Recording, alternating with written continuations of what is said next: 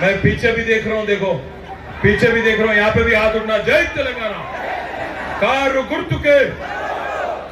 गुर्तुके कासानी ज्ञानेश्वर गारी कारू गुर्तुके।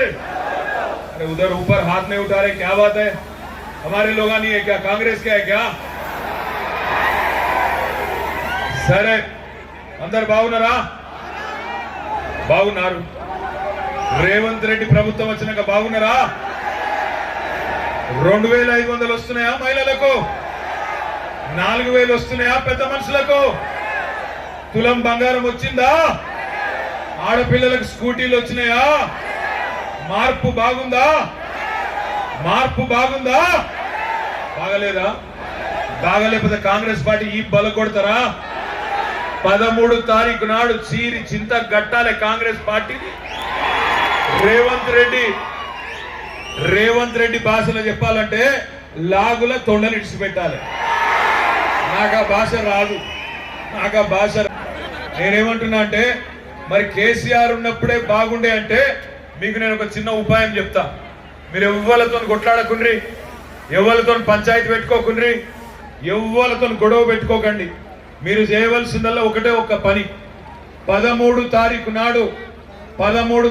నాడు మీరు ఒక 10-12 పార్లమెంట్ సీట్లు మా చేతిలో పెట్టండి. 6 నెలల లోపల తిరిగి కేసీఆర్ గారు రాష్ట్ర రాజకీయాన్ని శాసించే పరిస్థితి వస్తది. మీరు చేయవలసిందల్లా ఒకటే. శంషాబాద్ లో, రాజేంద్ర నగర్ లో మీరందరూ చేయవలసింది ఒకే. మీ అందరి ఆశీర్వాదంతో కాబోయే చేవెళ్ల పార్లమెంట్ సభ్యులు అన్న కాసాని జ్ఞానేశ్వరన్న గారు, గట్టిగా సపోర్ట్ కొట్టాలి జ్ఞానేశ్వరన్న గుజర.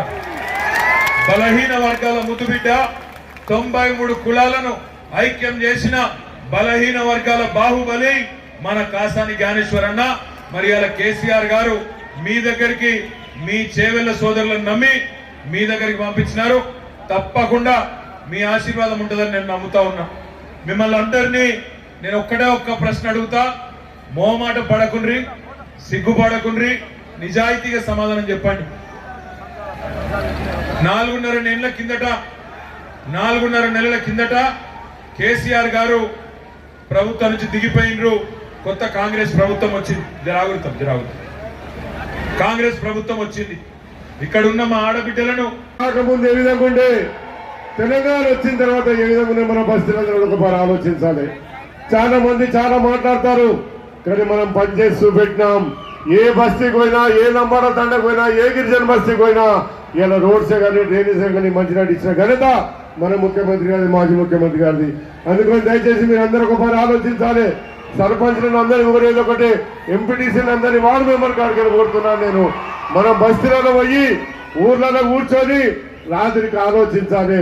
నిజంగా కూడా మనం ఏం చేసినాం, ఏదో తప్పు జరిగింది, కానీ మనం ఒకసారి ఆలోచించే బాధ్యత కూడా మనలో ఉన్నది. ఇలా